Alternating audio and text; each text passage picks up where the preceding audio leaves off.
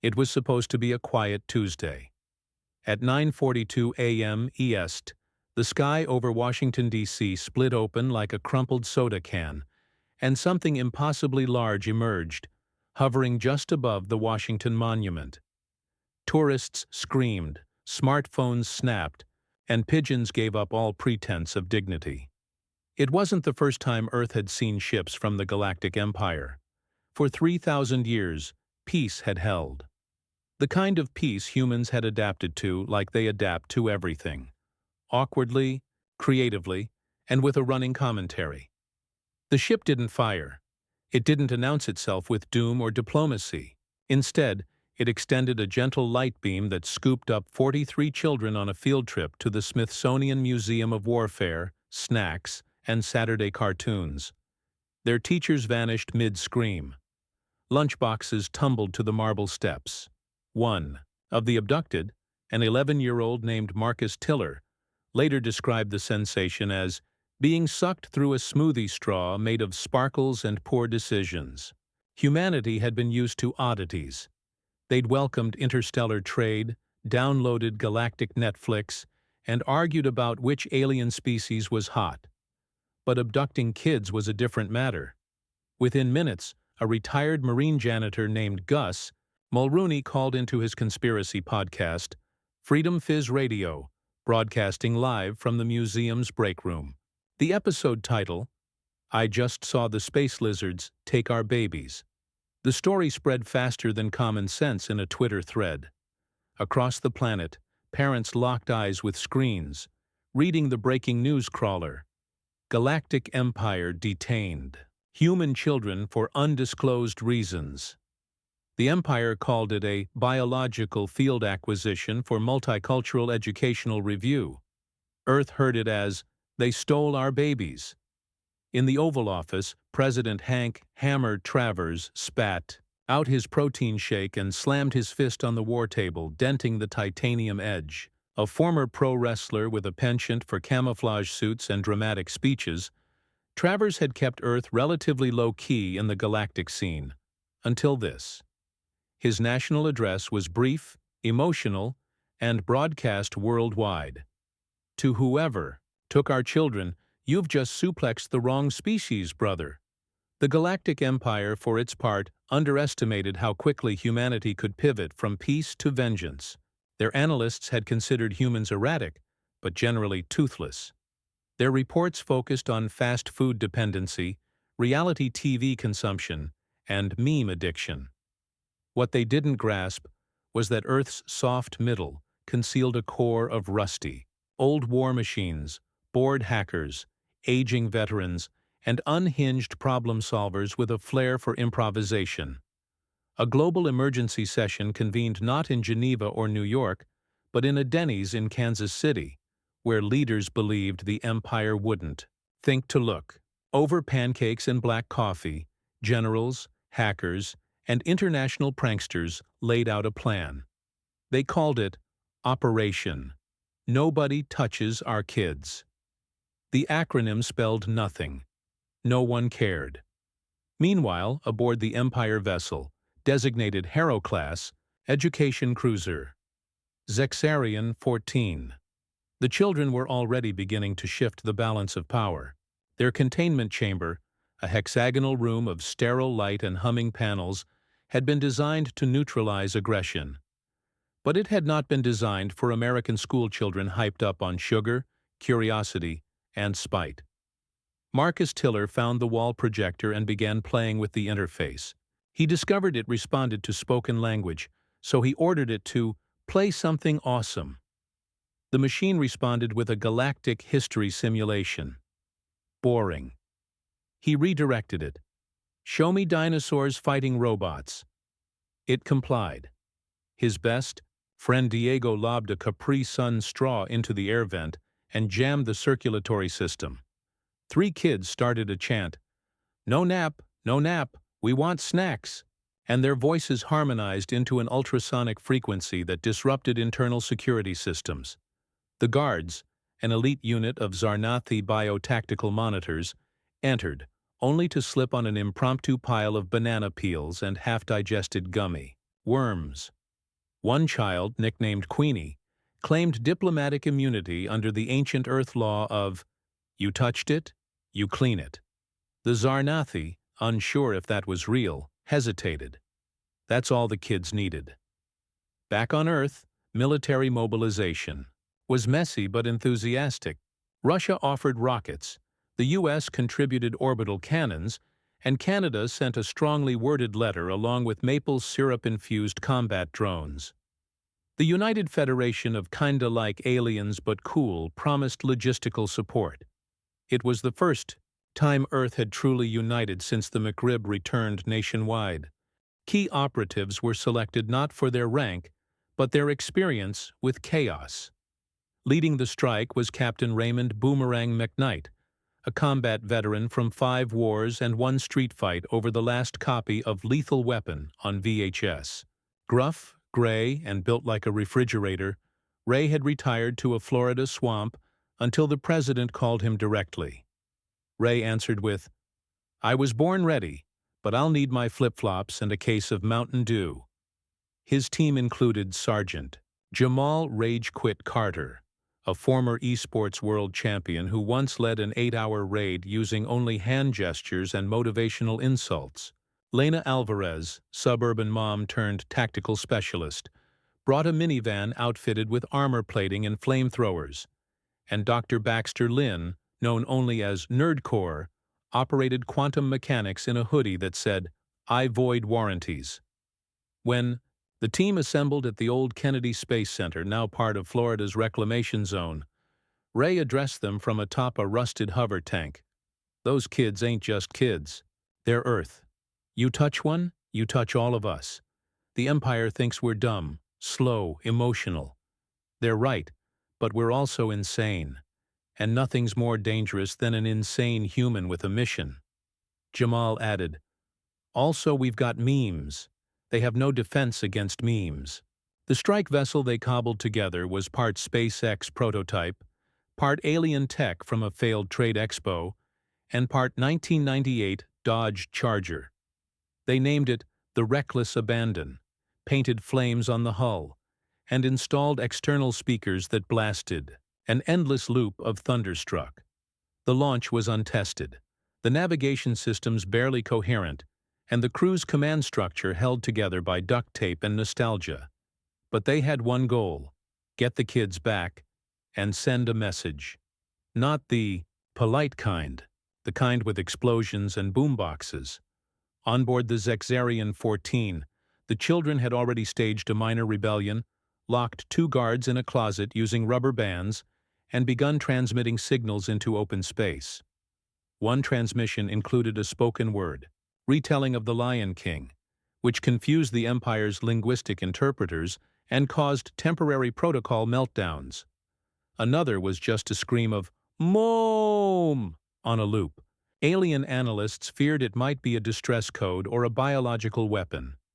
Emperor Zelindrax of the Galactic Empire received news of the human mobilization with a sneer. His advisors assured him Earth lacked the coordination to pose a threat, but his personal security drone, Bob X-37, disagreed. It had been monitoring Earth for decades, slowly developing a taste for sitcoms and barbecue. It offered a rare opinion. "Sir, I believe you are underestimating their cultural aggression patterns. They once made a war movie starring ducks. Their unpredictability is statistically concerning." The Emperor ignored it. The children continued to dig deeper into the ship's systems, accessing communications, adjusting environmental controls, and rerouting snack protocols to deliver chocolate. Pudding on the hour, Marcus discovered a port that connected directly to the ship's navigation AI, which he rewired using a Hello Kitty hair clip and a rolled-up Pokémon card. Earth's message finally reached the Zexarian 14. It was a live broadcast from President Travers, who simply leaned into the camera and said, "You've got 15 Earth minutes to return our children, or we come up there and we show you what we did to Disco." There was no reply. The countdown began anyway.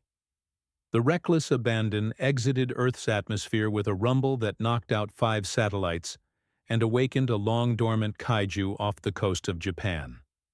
They didn't stop to apologize. Inside the ship, Lena paced. Nervously, Ray oiled his flamethrower, and Jamal updated his playlist. As the stars streaked past the windows, Dr. Lin tapped into the galactic coordinates transmitted by the kids and calculated the probable location of the Empire cruiser. It was parked near the Orion Line, a neutral zone forbidden to host conflict.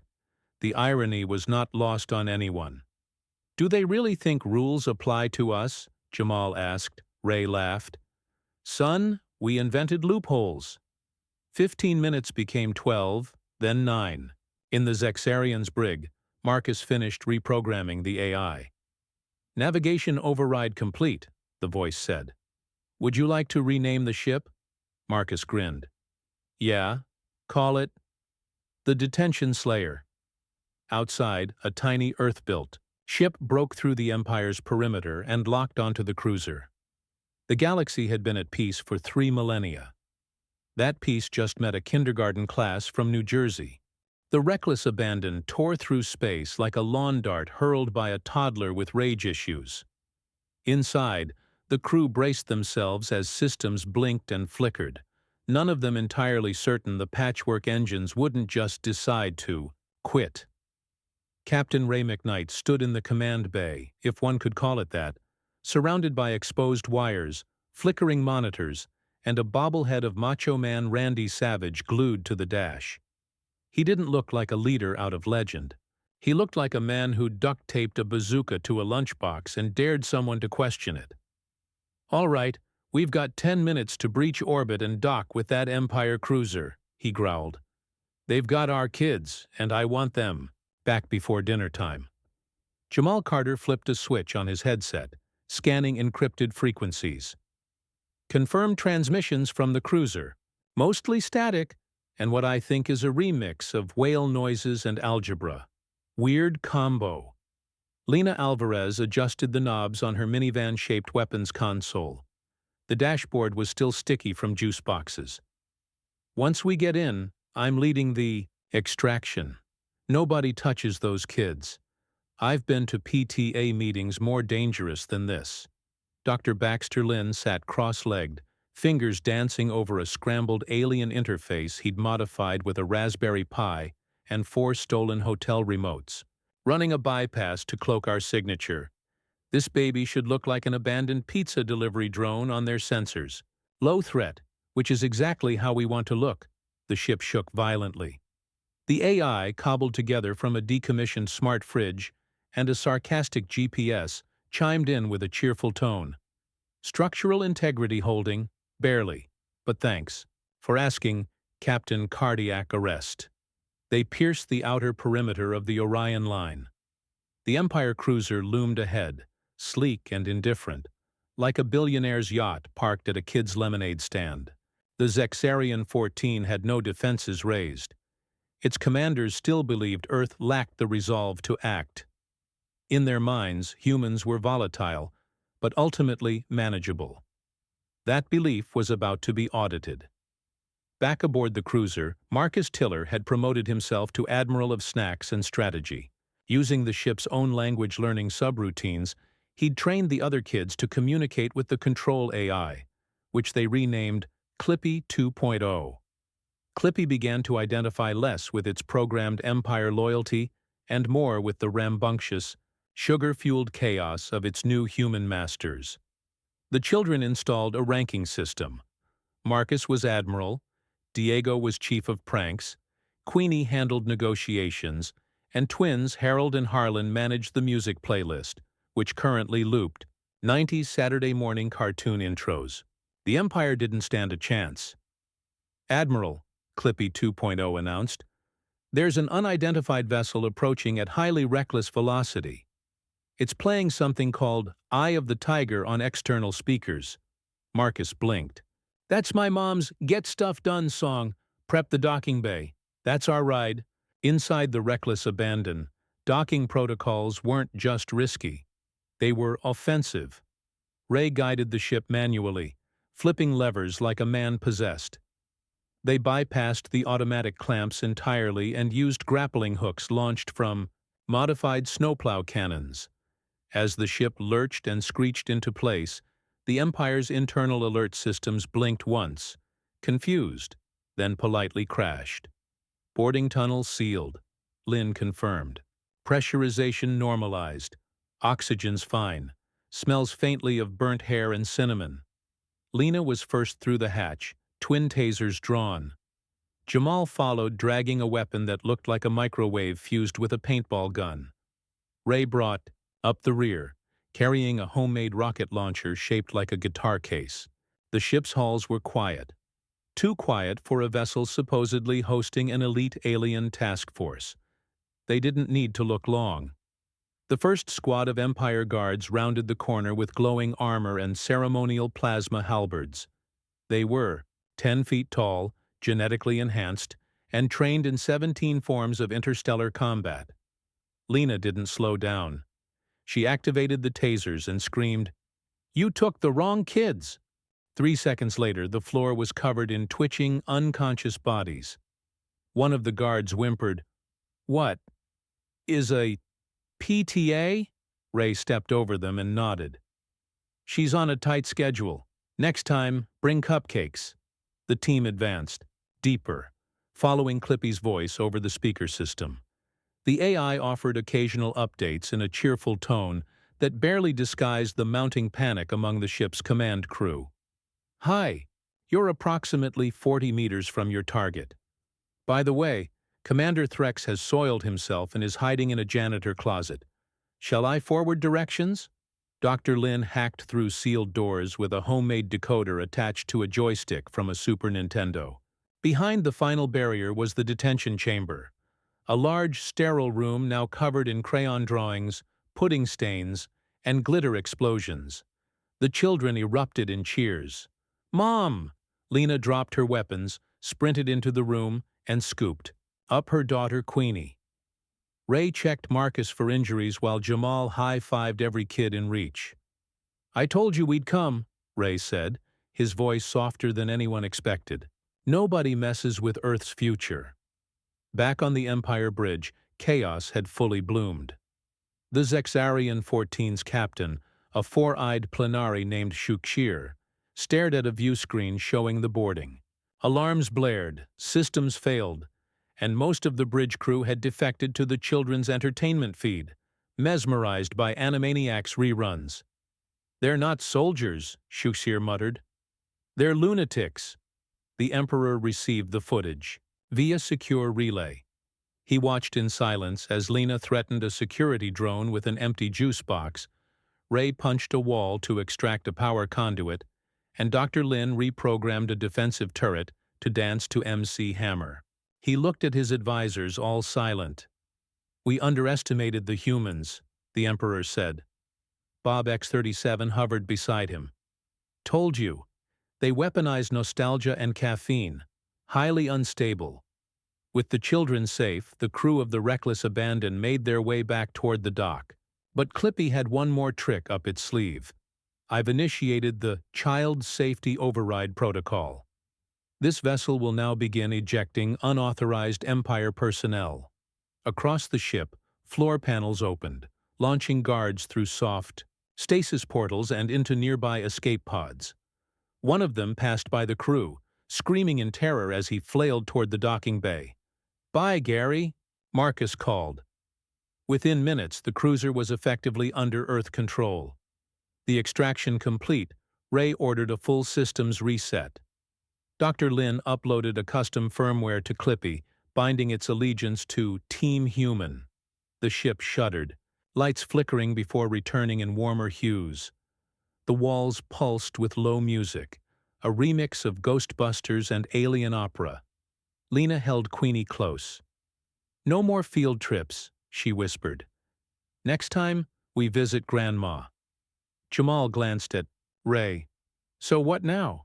We fly this thing home?" Ray looked at the kids, the glowing corridors, the Empire insignia melting from walls as Clippy repainted everything with finger paint textures. He cracked a grin. "No, we don't fly it home." Lynn raised an eyebrow. Then what do we do? Ray turned to the screen, tapped into the ship's communication relay, and opened a direct broadcast to the entire Galactic Empire. This is Captain Raymond McKnight of the United Earth Response Force. We've recovered our kids. Your cruiser is now our cruiser. If anyone touches another human child again, we'll show up in your living rooms armed with sock puppets and war crimes. And trust me, we got plenty of both. He smiled wide. We're coming to talk. Peacefully. Mostly. But understand one thing. Humanity is done playing by your rules. See you soon. The broadcast ended. Inside the reckless abandon, now docked. Inside the belly of the stolen Empire cruiser, the children cheered. Lena wiped her eyes. Jamal pulled up Earth's news feeds, already flashing headlines. Earth retaliates. Galactic Empire stunned. Humans hijack Empire warship. Kids delighted, moms angry. Empire in fear. The crew prepared to depart, now commanding. A ship capable of annihilating cities, which they'd probably use to beam Looney Tunes reruns across the galaxy. The enemy still didn't understand. This wasn't about conquest or revenge. This was personal.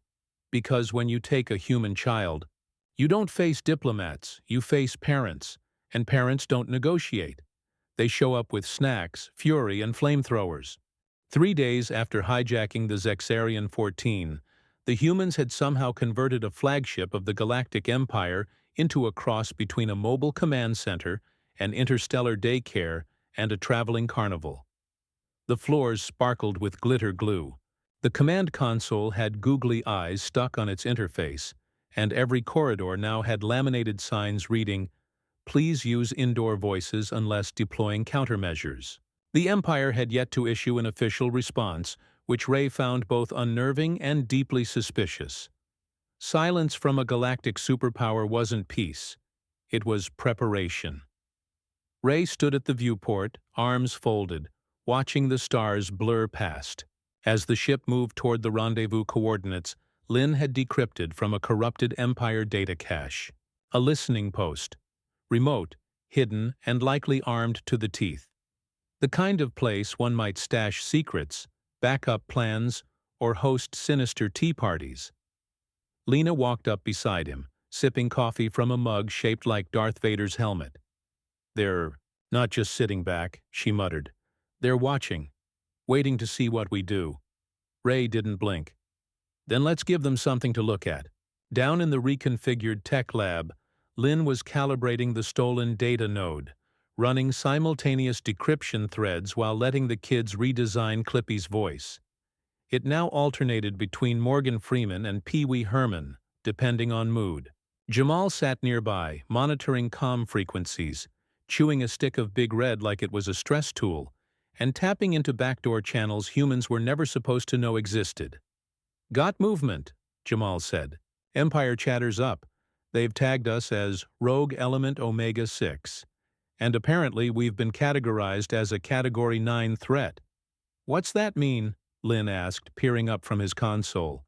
"Category 9 is reserved for uncontrolled planetary catastrophes, like when a sun sneezes, or a hyper-intelligent mold invades your dreams. We're now officially more dangerous than a spaceborne fungus with abandonment issues." Ray cracked a grin. "Proud of us." At the rear of the cruiser, the kids had set up a classroom with beanbags, whiteboards, and a rotating snack czar roll. Marcus had adopted a leadership style that blended Eisenhower with chaotic neutral dungeon master energy. He now coordinated mission intel through a puppet named Admiral Fluffington, who wore a cape and barked orders with an exaggerated British accent. Somehow, it worked. "Fleet movement detected in Sector 9 Zulu," Fluffington announced. "Shall we deploy the Lollipop contingent?" Marcus nodded gravely. "Yes, and activate the glitter countermeasures." Clippy's Freeman voice rumbled over the intercom. "Deploying glitter. May your enemies know sparkly doom." On the bridge, Lena reviewed the listening post specifications. Minimal external defenses, cloaked relay systems, internal encryption that hadn't been updated since before the last galactic census. The Empire still thought no one would dare touch these places. That assumption was about to undergo a surgical reality adjustment. Jamal's feed lit up. They know we're coming, scrambling reinforcements. Looks like a small task force. 2 cruisers, 5 drones, and 1 diplomatic shuttle. That last one worries me. Ray's brow creased. They're sending a diplomat? More like a PSYOPs officer. Empire mind reader. Real creepy type. Used to make political prisoners confess to crimes their ancestors never committed. Do we have a plan? Lynn asked. We wing it, Ray replied. Sounds like us. They exited FTL just outside the system, the listening post emerging like a splinter against a black void. It was old, weathered plating, patchwork hull sections, and turrets that hadn't fired in decades. Still, its comms system pulsed with encrypted activity. Ray opened a channel. This is Captain Raymond McKnight of the United Earth Response Force. We're here to return something you lost. There was a pause. Then a smooth, artificial voice replied, laced with faux courtesy. This is the Galactic Empire Relay Command. We are unaware of any pending exchanges, Ray smirked. Check again. We brought kids and snacks. Thought you might want to reconsider your last few career decisions. Lena leaned over the comm, adding, You touch another child, and we'll introduce you to a world of pain, and lawsuits, and sugar highs. The line went dead. Seconds later, a small detachment launched from the post, armed but hesitant. Lena led the boarding party again, this time accompanied by Marcus, whose backpack contained 20 feet of duct tape, 2 juice boxes, and a tactical slingshot.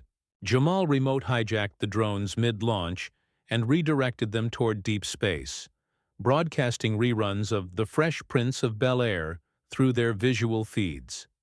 Empire protocol was not designed to handle humor, much less Will Smith breakdancing. In 4K inside the relay station, they met minimal resistance. Most of the crew had already fled or barricaded themselves behind locked doors. The command center was held by a single figure, tall, pale, wrapped in ceremonial robes that shimmered like oil. His face was unreadable, his eyes swirling like fog. I am Cyrix, Thought Minister of the Third Empire, he said calmly. You are intruding upon sovereign territory. And you're standing between us and your dirty little secret vault, Lena replied. I'm authorized to negotiate your surrender. Buddy, we don't surrender. We snack, we sass, and then we win. Cyrix raised a hand, fingers twitching in rhythmic precision. I can see your thoughts. I can untangle your fears. Do you think humor will shield you? That your crude sentimentality is strength? Ray stepped forward, unfazed. No. But see, you're trying to read human minds like we're organized. That's your mistake. We're chaos with a pulse. Cyrix staggered as if struck by static. Marcus stepped up beside Ray, slingshot raised. My dad says people like you collapse the moment you hear the truth. So here's one. We're not scared. We're mad. You messed with our kids. He launched a rubber ball laced with electric gum into Cyrix's chest. The psychic fell backward, spasming and muttering about clowns and macaroni. Ray looked down. Should've stayed in school. With Cyrix disabled, Lynn accessed the primary databanks. What he found hit like a punch to the gut. The Empire hadn't just kidnapped Earth children. They'd been doing it for years, centuries even, stealing young minds from primitive worlds to study, condition, and mold into sleeper agents and test subjects. We're not the first, Lynn muttered, voice hollow. But we're the first to come back swinging. Ray nodded grimly. Download everything. We burn the place after. Back aboard the cruiser, they reviewed the data. Names, coordinates, records of abductions across hundreds of systems. It wasn't a rogue faction. It was official policy. Disappearances passed off as natural disasters or migration anomalies. Nobody ever looked too close. Until Earth did. Lena stared at the screen. We can't let this go. Ray looked around. The room. At the kids who now felt like soldiers. At the crew who had become a family. At the cruiser that had once represented oppression, and now hummed with human fingerprints. We won't, he said. Jamal called them to the comm. We've got incoming, whole fleet, not the scouting party. This is the Hammer. Looks like 70 ships, armed to the teeth. Ray grinned, eyes wild. They're finally taking us seriously. Outgunned, Lynn warned. Outnumbered, out-everythinged. But not out-crazy, Ray replied. And that's where we win. Clippy's Pee Wee Herman voice activated. Incoming hostiles. Who's ready to party? The crew sprang into action. Shields up, weapons armed, drones redeployed with retro 90s rap blaring. The kids retreated to the secure chamber, but not before. Marcus handed Ray a sticky note with a drawing of their battle strategy. It involved lasers, snacks, and someone labeled Captain Boomfist. Ray stuck it on the console. Perfect. Let's make history. Outside, the Empire fleet approached like a swarm of judgment.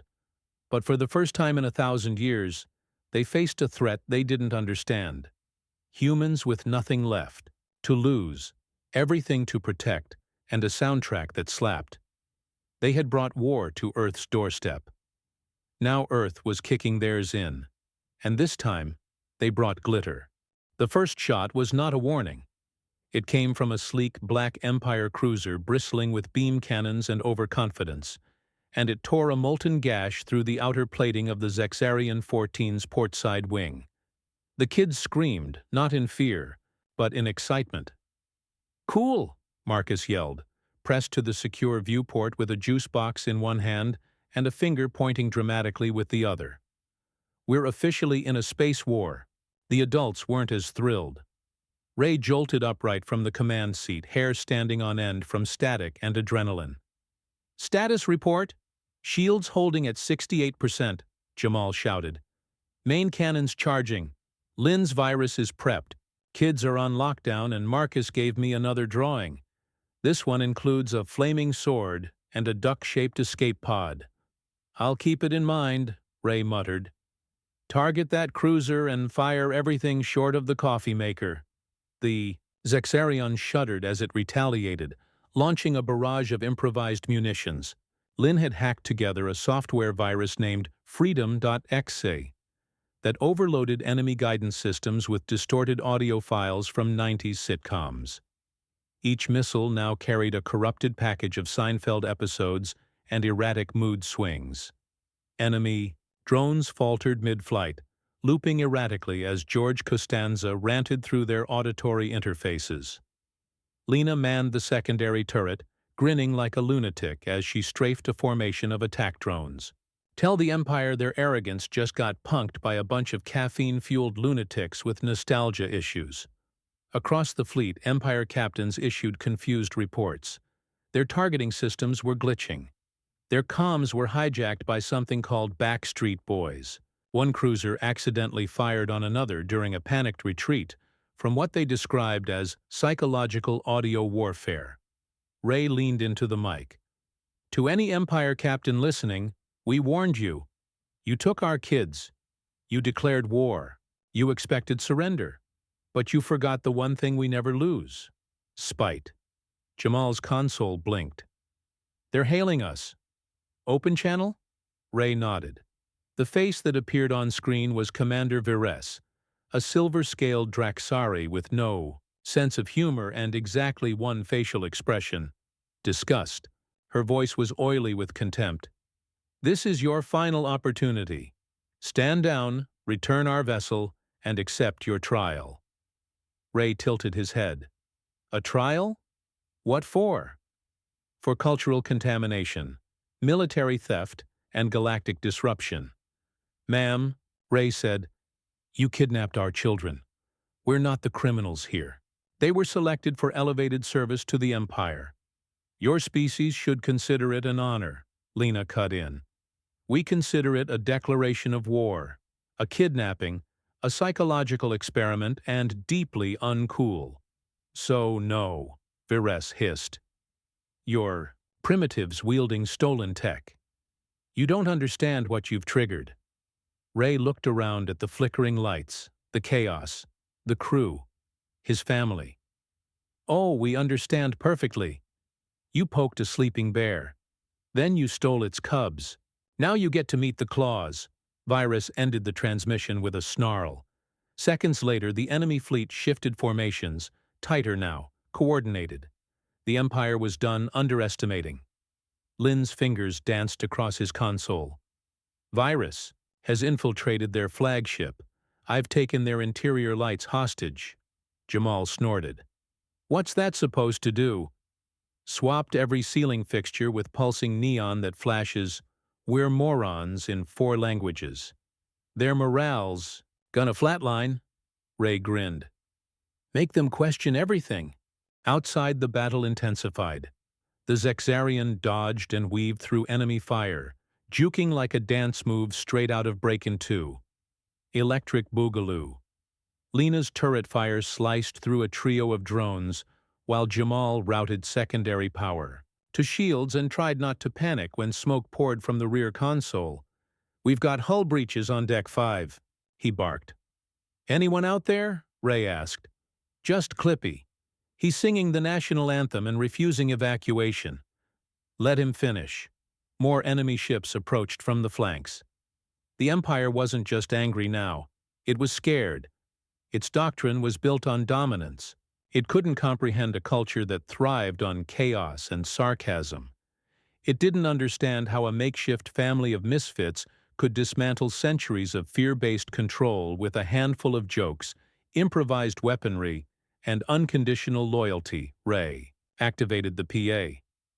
Everyone, brace for final push. If you believe in something, justice, revenge, 90s cartoons, now's the time to lean in.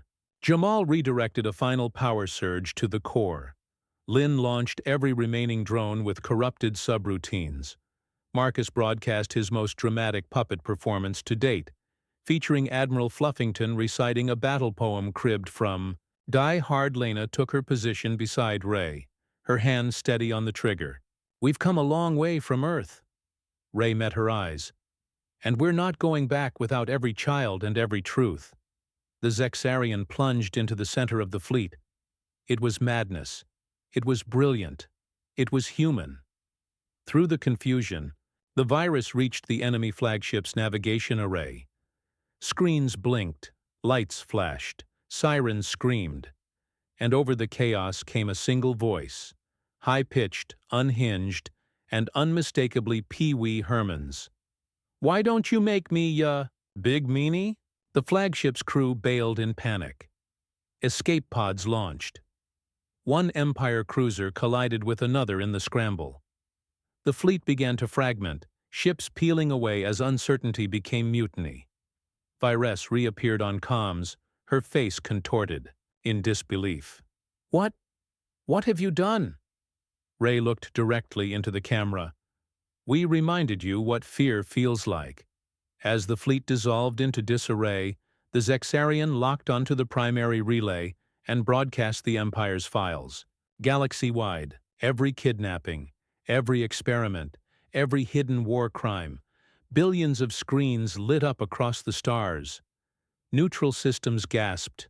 Allies turned. And in that moment, the Galactic Empire's image cracked forever. Earth was no longer alone. Inside the cruiser, silence settled for the first time in hours. The kids emerged, blinking, clutching plushies and questions. Ray knelt as Marcus walked over solemnly. Did we win? Ray exhaled. We didn't lose, Lena smiled softly. And that's enough. For now. Jamal leaned back, arms behind, his head. So what now? They'll regroup. They'll come again. Lin closed the last of his consoles. Let them. We've got a ship, a crew, and a galaxy that just realized humans bite back. Ray looked out the viewport at the stars, at the fire, at the future they just lit up like a powder keg. They took our children. We took their legacy. Let's see what burns next. And somewhere, Across the void, as fragments of the Empire scattered like dust, a new signal pulsed outward. From Earth, from the Zexarian, from humanity. It said simply, "We remember. We are coming."